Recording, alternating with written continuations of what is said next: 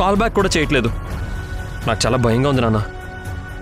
అమ్మ అసలే ఒంటరిగా ఉన్నానని ఫీల్ అవుతుంది. అమ్మకి ఏమన్నా అయిందేమోనని నాకు టెన్షన్గా ఉంది నాన్న.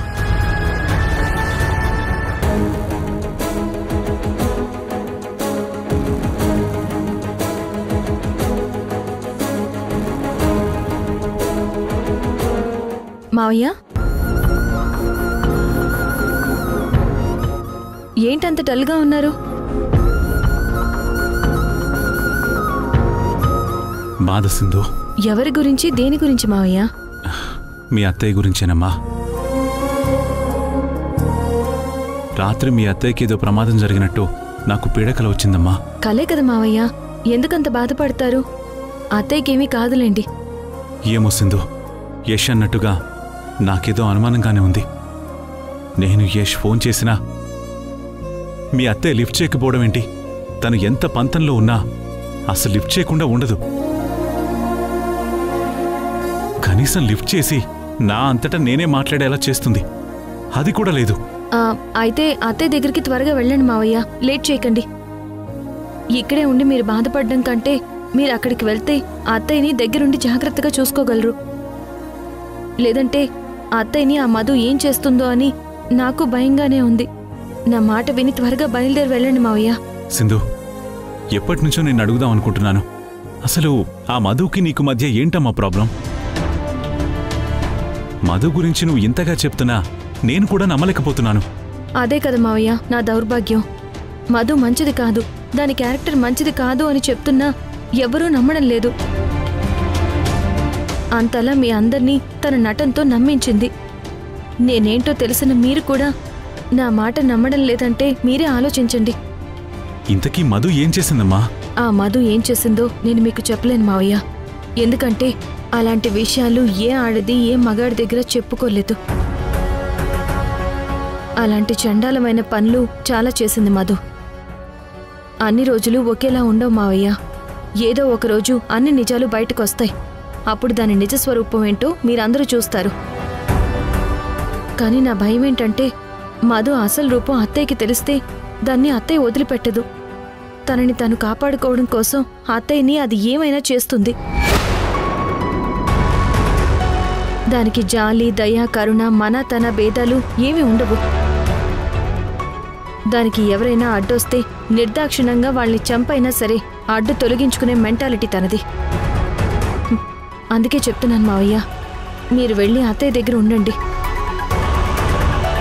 ఆ మధు ఇంకేమైనా చేసే లోపే మీరు ఎక్కడికి వెళ్ళండి మావయ్య. ప్లీజ్ మావయ్య, మీరు వెంటనే వెళ్ళండి. లేదమ్మా, నేను వెళ్ళను. మీ అత్తయ్యకు చెప్పాను, నీ అంతటా నువ్వు వస్తే కానీ నేను రాను అని. ఇప్పుడు నేనెలా వెళ్తాను? ఏ, మీ అత్తయ్యకి నా ఆత్మాభిమానం నాకుండదా? మీ అత్తయ్య ఇక్కడికొచ్చి నిన్ను కోడలుగా ఒప్పుకొని నన్ను క్షమించమని అడిగిన రోజే నేనిక్కడి నుంచి వెళ్లడం జరుగుతుంది. అప్పటి వరకు తనకేమైనా సరే నేనస్సలు పట్టించుకోను, అంతే. మావయ్య, నేను అనుమానపడ్డట్టే ఆ మధు అత్తయ్యని ఏమైనా చేసుంటుందా?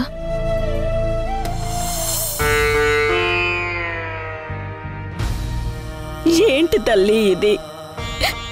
జీవితంలో నేను ఊహించని ఎదురు దెబ్బలు తగులుతున్నాయి. నా చిన్న కొడుకు కాపురంలో ఆ సింధు చిచ్చు పెట్టింది. నా పెద్ద కొడుకు కాపురాన్ని ఆ మధు కాల రాస్తుంది. ఎలా ఉండే నా కుటుంబం చివరికి ఎలా అయిపోయింది? నా భర్త, నా మనవడు, మనవరాలు నన్ను కాదనుకొని వెళ్ళిపోయారు. నా కొడుకు యష్ నాకు దూరంగా ఎక్కడో ఉన్నాడు.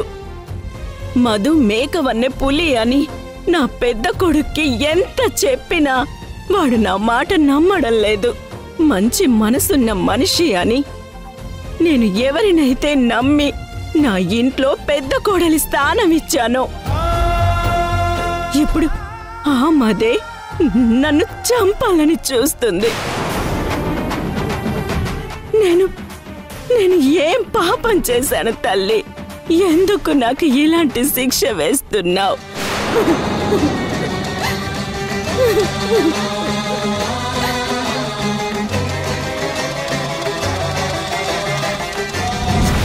దమయంతి,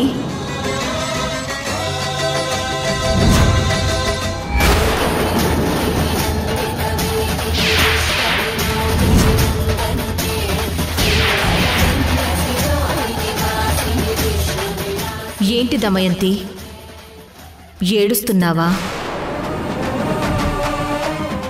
కర్మఫలం ఎవ్వర్నీ వదిలిపెట్టదు. నువ్వు చేసిన పాపాలకి నీకు ఈ శిక్ష పడాల్సిందే. ఇంకా ఇంకా నువ్వు నరక యాతన అనుభవిస్తావు. అనుభవించాలి కూడా. నీ కళ్ళ ముందు జరిగేవి చూస్తూ తట్టుకోలేక ఎందుకు బ్రతుకుతున్నాను అని, నాకు చావు వస్తే బావుణ్ణు అని నీలో నువ్వే కుమిలి కుమిలి ఏడుస్తూ బాధపడతావు. ఇప్పుడు జరిగింది కేవలం ఆరంభం మాత్రమే దమయంతి. నువ్వు చేసిన పాపాలకు నీకు తగిన శాపాల రూపాలు ఒక్కొక్కటిగా వచ్చి నిన్ను పట్టి పీడుస్తాయి. కర్మఫలం ఎవ్వర్నీ వదిలిపెట్టదు. గుర్తుంచుకో, ఇది ఆ విధిరాత. గుర్తుంచుకో.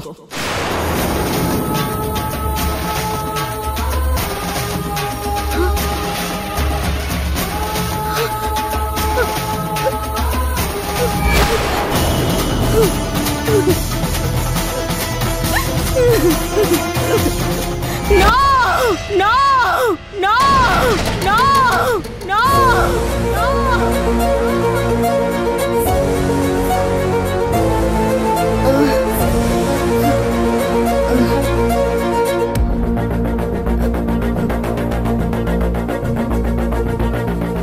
నా తలకి కట్టు కట్టారేంటి?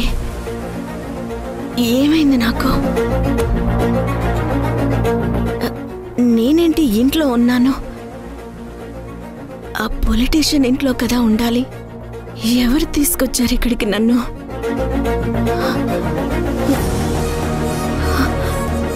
అసలు ఏం జరిగింది?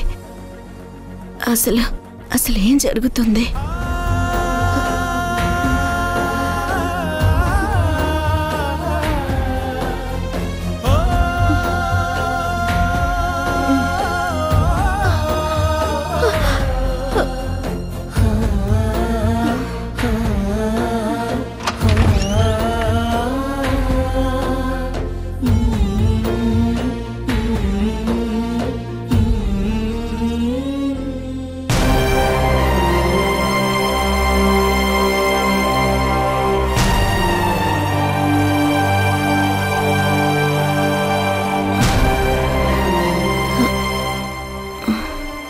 తేజ, అమ్మా అమ్మా అమ్మా, నువ్వేంటమ్మా రూమ్లో పడుకుని హాయిగా రెస్ట్ తీసుకోవచ్చు కదా? నీకు విషయం చెప్పాలి. ఏంటమ్మా అది?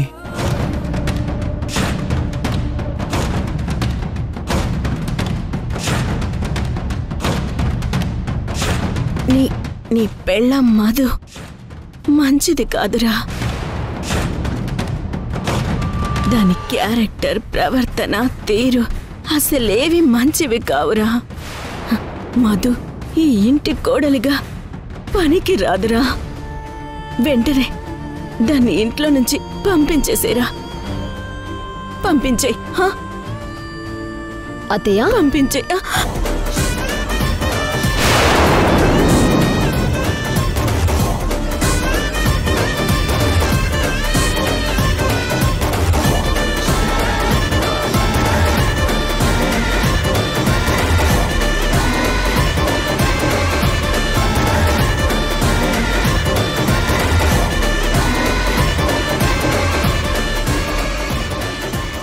అత్తయ్య ఏమైంది? నన్నెందుకు ఇంట్లో నుంచి పంపించేయమని మీ అబ్బాయితో చెప్తున్నారు? అసలేమైంది అత్తయ్య? నువ్వు చేసిన పాడు పనికి నిన్ను ఇంట్లో నుంచి పంపించేయడం కాదే, ఇక్కడే నీ ప్రాణం తీసేయాలి, చంపేయాలి. అమ్మా ఏంటమ్మా మధు ప్రాణాలు తీసేంత పాడు పని తనేం చేసిందమ్మా? ఏం చేసిందా? ఆ విషయం నీతో చెప్పాలంటేనే నాకు నోరు రావటం లేదురా. రే తేజ, ఈ మధు మంచిది కాదురా. నేను చెప్పేది నిజమేరా. నా మాట నమ్మరా. ఇది మన ఇంట్లో ఉంటే మనల్ని, మన పరువు మర్యాదల్ని అన్నిటినీ సర్వనాశనం చేసేస్తుంది. హేయ్ పోవే, మా ఇంట్లో నుంచి వెళ్ళిపోవే. నిన్ను చూస్తుంటేనే ఒళ్ళంతా కంపరంగా ఉంది అసలు. ఇంకొక్క క్షణం నువ్వు నా కళ్ళ ముందుండటానికి వీల్లేదు అసలు. పోవే.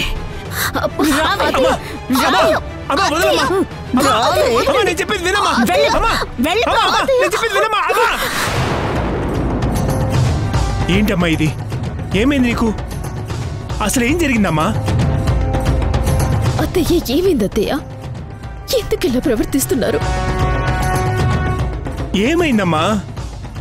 నువ్వు పొలిటీషియన్తో ఎలాంటి పరిస్థితుల్లో ఉన్నావన్నది నేను కళ్ళారా చూసి నిన్ను అక్కడే నిలదీశానని ఆ నిజం తేజాకి చెప్తాననే కదా నా తల మీద కొట్టి నన్ను చంపాలని చూసావు. ఏం మాట్లాడుతున్నారు అత్తయ్య? నేను ఆ పొలిటీషియన్తో ఉండడం ఏంటి? మీరొచ్చి చూడడం ఏంటి? నేను మీ తల మీద కొట్టి మిమ్మల్ని చంపాలనుకోవడం ఏంటి? మీకేదో పీడకల వచ్చినట్టుంది అత్తయ్య. పీడకల కాదే, నిజం. ఏయ్, నాటకాలాడకే, మర్యాదగా నిజం చెప్పు. అమ్మా అమ్మా అమ్మా, నిజమేంటో నేను చెప్పనా?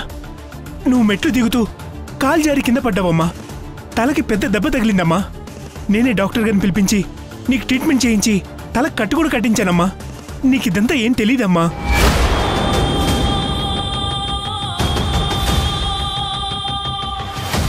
నీకు తలకు దెబ్బ తగలగానే నువ్వు అన్కాన్షియస్లోకి వెళ్ళిపోయావమ్మా.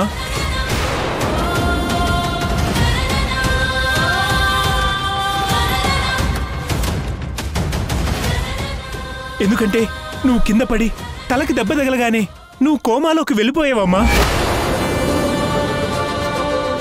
ఇది జరిగి 2 రోజులు అవుతుందమ్మా.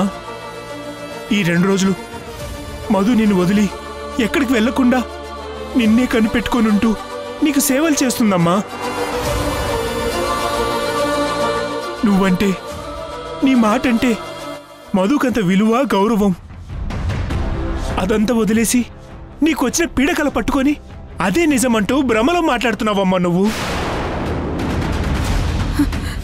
రే తేజ, పీడకల కాదురా, భ్రమ కూడా కాదురా, నిజంగా జరిగిన నిజాన్ని చెప్తున్నాన్రా.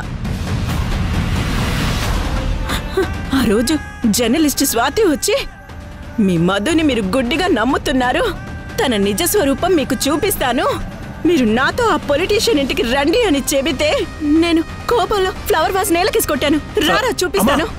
రా. ఇదిగో.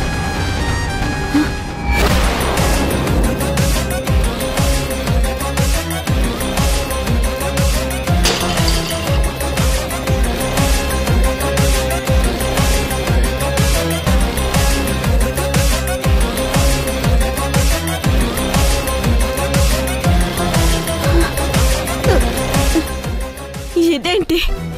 ఈ ఫ్లవర్ వాజ్ నేనే పగలగొట్టాను కదా, మళ్ళీ ఇది మామూలుగా ఇక్కడెలా ఉందిరా?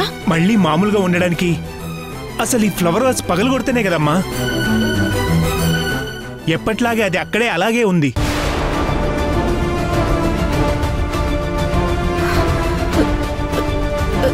లేదురా, నేను దీన్ని పగలగొట్టానురా. బాగున్న దాన్ని పట్టుకొని నేను పగలగొట్టానంటావేంటమ్మా? ఏం మాట్లాడుతున్నావు నువ్వు? నాకేం అర్థం కావట్లేదు అత్తయ్య. మీరెందుకు ఇలా అయిపోయారు?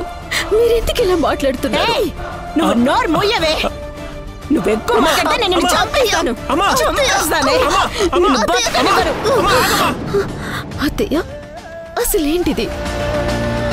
ఎందుకు ఇలా పిచ్చిగా ప్రవర్తిస్తున్నారు? ఆల్రెడీ డాక్టర్ చెప్పారు మీ తలకి తగిలిన దెబ్బ వల్ల మీరిలా అయిపోతారని. మీ రూమ్కి పదండి అత్తయ్య, టాబ్లెట్ వేసుకుని పడుకుందరు గాని. రండి. నన్ను ముట్టుకోకు. నా దగ్గరికి రాకు. అత్తయ్య వెళ్ళిపో. అత్తయ్య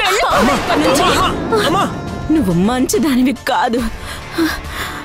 నన్ను, నా కొడుకుని, నా కుటుంబాన్ని మోసం చేసే మోసగత్తవే నువ్వు. రే తేజ, నా మాట వినరా.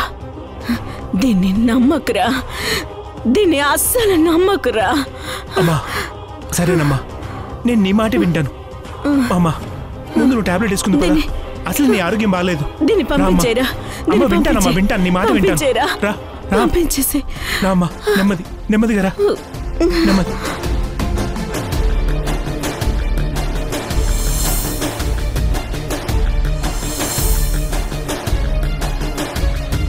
నెమ్మదిగా.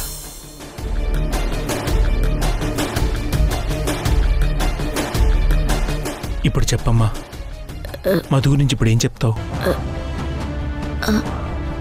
అదే మధు పొలిటీషియన్. అమ్మా అమ్మా అమ్మా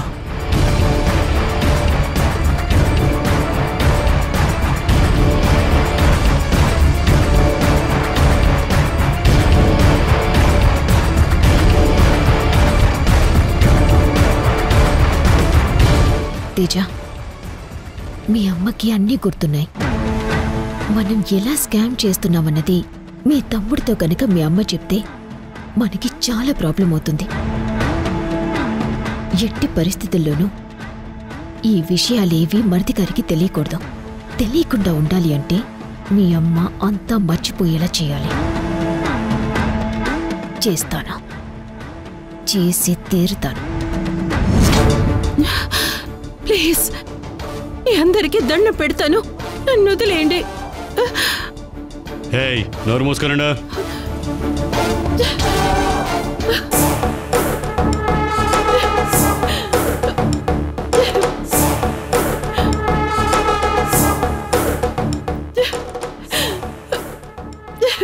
చివరి నిమిషంలో మధు వాళ్ళ అత్తయ్యని తీసుకొచ్చి నా సంతోషం మొత్తం నాశనం చేసి పారేసావు కదే.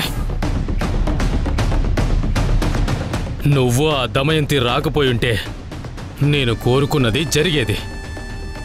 నా ఆశ కోరిక తీరే టైంలో అకస్మాత్తుగా వచ్చి నా ఆనందాన్ని, నా అనుభూతిని అందకుండా చేసిన నిన్ను ఊరికే వదిలిపెట్టను. చెప్పు, ఎందుకు మమ్మల్ని స్పై చేస్తున్నావు? నువ్వు తీసిన వీడియోలు ఎవరికి పంపించావు? అసలు నీ వెనకాల ఎవరున్నారు? ఇదంతా నువ్వు ఒక్కదానివే చేయటం లేదు,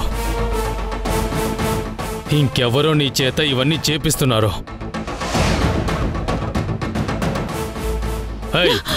మర్యాదగా చెప్పావే అనుకో, సుఖంగా చచ్చిపోతావు. లేదంటే చిత్రహింసలు అనుభవిస్తూ ప్రాణాలు వదులుతావు. చెప్పు. నాకు నిజంగా ఏమీ తెలీదు. దీన్ని బంధించి ఉంచినా, ఎంత కొడుతున్నా, నిజం దీని నోటి నుంచి బయటకు రావడం లేదు అంటే దీని వెనక ఏదో పెద్ద ప్లానే ఉంది. కనిపెడతా, కొంచెం కొంచెంగా అన్ని రాబడతాను. అప్పటి వరకు నీకు క్షణ క్షణం నరకం చూపెడతాను. రేయ్ సార్, దీనికి చుక్క మంచినీళ్ళు కూడా ఇవ్వకండ్రా. 24/7 దీన్ని టార్చర్ పెడుతూనే ఉండండి. అలాగే సార్.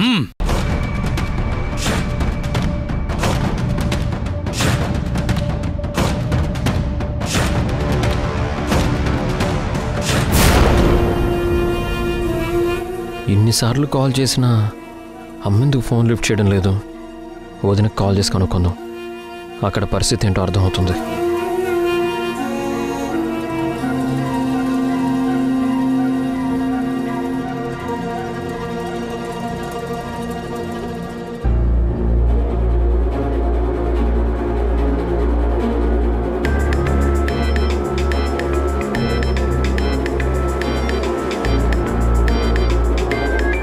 యష్ వాళ్ళ అమ్మ కోసమే ఫోన్ చేస్తున్నట్టున్నాడు.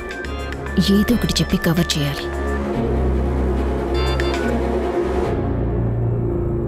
మరిది గారు, ఎలా ఉన్నారు? మీ హెల్త్ ఎలా ఉంది? మీ కాలు నొప్పి తగ్గిందా? మీరిప్పుడు నడవగలుగుతున్నారా? పర్లేదు వదినా, ఇప్పుడిప్పుడే కొంచెం రికవర్ అవుతున్నాను.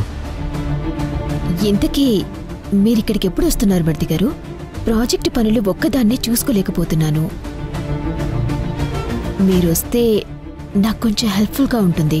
కాలు నొప్పి పూర్తిగా తగ్గి నడవగలిగితే వెంటనే బయలుదేరి వచ్చేస్తాను. అది సరే వదినా, అమ్మ ఎలా ఉంది? బానే ఉంది కదా? ఎన్నిసార్లు ఫోన్ చేసినా అమ్మ అసలు లిఫ్ట్ చేయడం లేదు.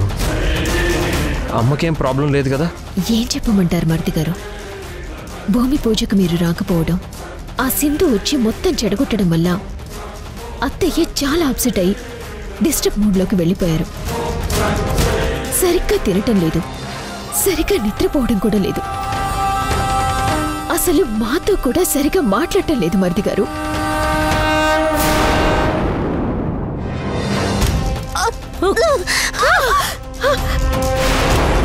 ఏంటి తెగ ఎక్స్ట్రా చేస్తున్నావు? ఇక్కడి నుంచి నువ్వు చూడబోయేది నాలో ఉన్న అసలు మధులతని. నా గురించి ఎవ్వరికి ఈ విషయం చెప్పినా నిన్ను ఇక్కడే చంపి పాతరేస్తాను. నాకు అడ్డు వస్తే నిన్నే కాదు, నీ కొడుకుని, నీ కుటుంబాన్ని వదలను.